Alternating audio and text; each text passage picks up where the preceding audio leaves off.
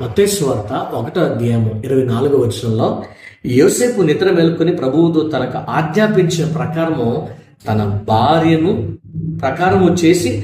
భార్యను చేర్చుకుని. ఈ రోజున దూత చెప్పిన తరువాత ఆ ప్రతి మాట ప్రకారము యోసేపు చేసి ఉన్నాడంట.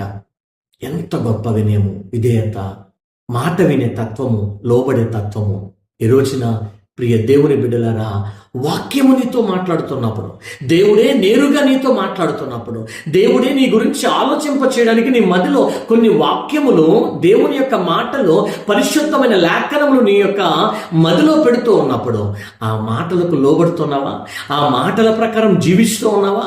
ఆ మాటల్ని ఇవి నా కోసమే అని నువ్వు తీసుకొని యేసుక్రీస్తు కొరకు బతకడానికి, యేసుక్రీస్తులాగా జీవించడానికి నీ జీవితాన్ని సమర్పించుకునేంత వినయము, విధేయత, మర్యాద, క్రమము నీ జీవితంలో ఉన్నాయా?